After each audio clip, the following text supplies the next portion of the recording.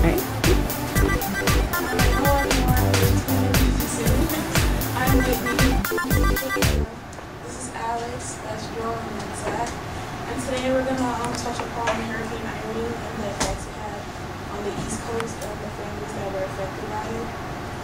It hit the East Coast as a Category 2 storm and with winds up to 105 miles per hour.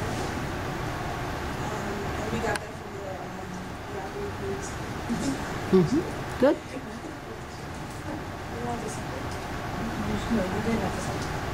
Alright, the hurricane lasted from Friday through Sunday, and it ended up taking lives of 46 people in 13 states, leaving a lasting impact on many families.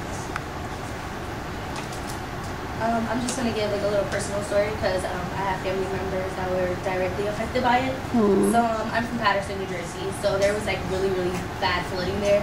So I have like family members that were like taken out in boats, had to go to shelters and all that. Yeah, like my boyfriend's family, their basement is totally damaged and nobody's paying for that. They have to pay for that now.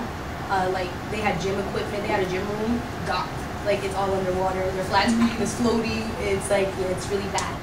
So there's still a lot of people that are without power, and it's the families that have to deal with the damage now. You know, like the hurricane's gone, it's sunny out, but they still at the end of the day have to deal with whatever damage was done to it.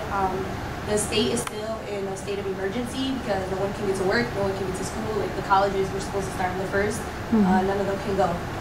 And then, oh, this is free.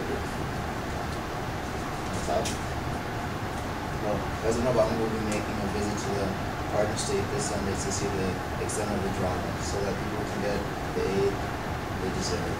Many others have the same problem all over the East Coast, and my personal story was, since me and my sister are in college, obviously my mom's like just at home by herself, and I'm from Bethlehem, Pennsylvania, and like my basement flooded too, so it's just like my mom at home trying to clean like all this like water in our basement.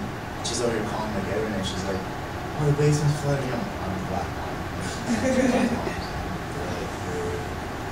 You know black mom. She's over here calling me while my mom in class, and she's calling me telling me that the basement's flooding, the TVs, all this stuff. So it's just a big hassle for everyone like that.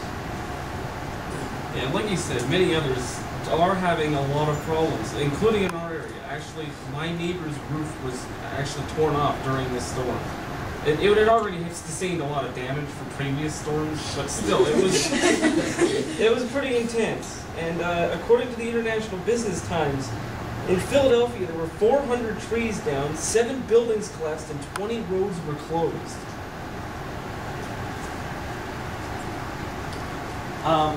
Again, according to Yahoo News, Hurricane Irene is going to make 2011 a record disaster year, with Irene becoming the 10th billion-dollar disaster.